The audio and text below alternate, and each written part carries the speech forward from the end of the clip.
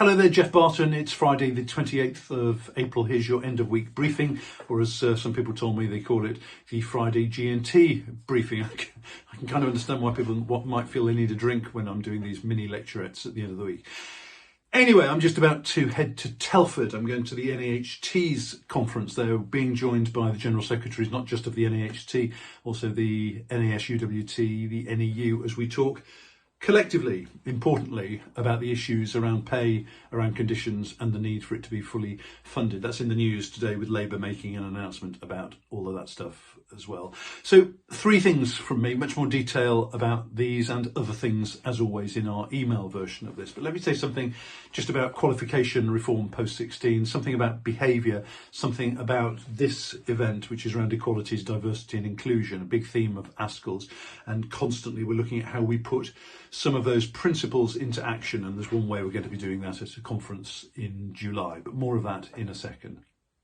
So first of all, interestingly, the Education Select Committee is saying today what we've been saying, what the Association of Colleges have been saying, what lots of college principals and chief execs have been saying, what the Sixth Form Colleges Association has been saying, what you've been saying to us, which is it is reckless to have a post-16 landscape which is being divided up into either doing A-levels or doing untried, untested T-levels, and losing this swathe of qualifications which are well respected, which are things like BTECs, all of those applied generals. It is reckless to do that. You've now got the chair of the Education Select Committee, formerly, you'll remember, Education Minister himself, Robin Walker, saying the same thing. And a college principal, a chief executive near here, actually contacted me last week and said, you know, those public service BTECs lead people to move into the police force. It leads them to become paramedics. This is a government that bangs on about skills, but is going to end up making it more difficult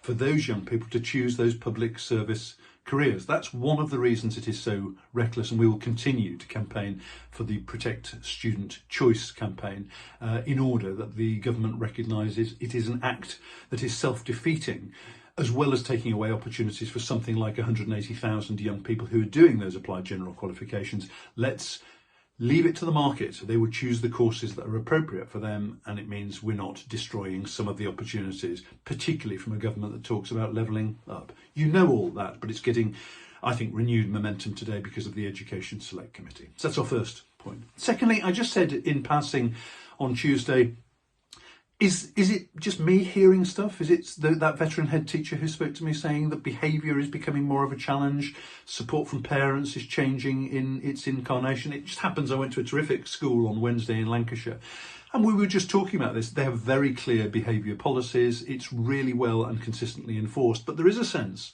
that those rhythms and routines of schools are not in themselves enough. Everyone is having to work harder at that kind of stuff.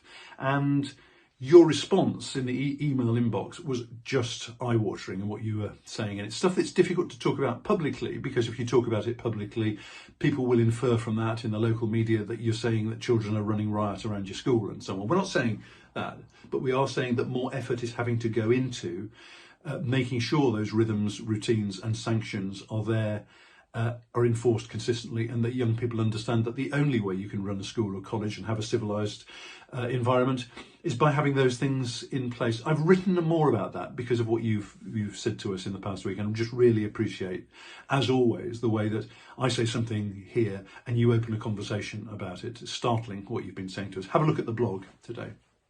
And then finally, July the 3rd, we're in Birmingham, and we're there for this.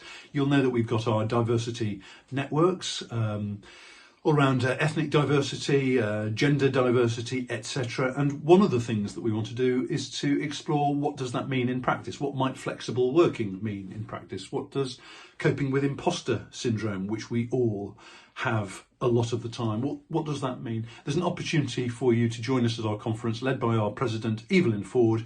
Details in our email version today. We would love you to come and join us with a theme which is essentially about what does the profession look like at the moment, and how do we make it one which is more inclusive for the future. We want young people to choose this great profession and say, I'm seeing people who look like me, who are like me. I want to be part of that. We've got a long way to go on that. Finally, I just wanted to thank the great cartoonist Stan Dupp. You know Stan Dupp, who did this for Schools Week last week. I hadn't seen it, but he sent it to me today. That's a slightly spooky likeness. Makes me look like I've lost my hair, is the only criticism. It's your own time in office you're wasting, Gillian. Absolute genius. Thank you very much for that. That's it for this week from us. There is other information, including around industrial action and all of those things you would expect us to be talking about. I'm not doing that in the videos anymore. We're putting that in print for you to be able to see.